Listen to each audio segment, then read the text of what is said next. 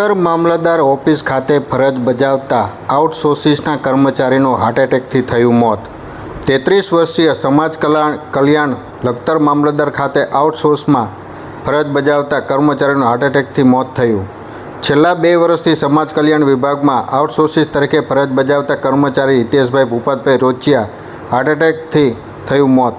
33 વર્ષીય યુવક રાત્રિના સમયે છાતીના ભાગમાં અતિશય દુખાવો ઉપડતા સુરેન્દ્રનગર હોસ્પિટલ ખાતે સારવારથી ખસેડવામાં આવ્યો હતો।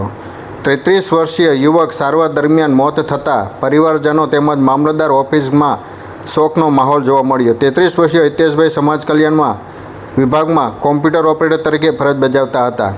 33 વર્ષીય યુવકનો મૃતદેહ તેના વતન અણિયેરી ગામ ખાતે અંતિમ વિધિ કરવામાં આવી।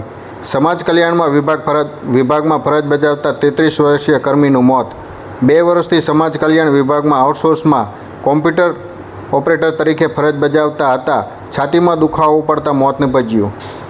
લખતર ખાતે આવેલ મામલતદાર કચેરીમાં સમાજ કલ્યાણ વિભાગમાં ફરજ બજાવતા 33 વર્ષીય હિતેશભાઈ ભૂપતભાઈ લોચિયા તે છેલ્લા 2 વર્ષથી કોમ્પ્યુટર ઓપરેટર તરીકે ફરજ બજાવતા હતા। હિતેશભાઈ તેઓના વતન અણિયેરી ખાતે ડેલી સર્વિસ મામલતદાર ઓફિસ ખાતે સર્વિસ કરી રહ્યા હતા। જ્યારે મામલતદારનું ઓફિસનું કામ પૂરું થયું કરીને તેઓ પોતાના વતન ઘરે ગયા હતા ત્યારે રાત્રિના જમ્યા બાદ અચાનક જ હિતેશભાઈના છાતીમાં દુખાવો ઉપડતા પરિવારજનો દ્વારા સુરેન્દ્રનગર હોસ્પિટલ ખાતે સારવારથી ખસેડવામાં આવ્યા હતા।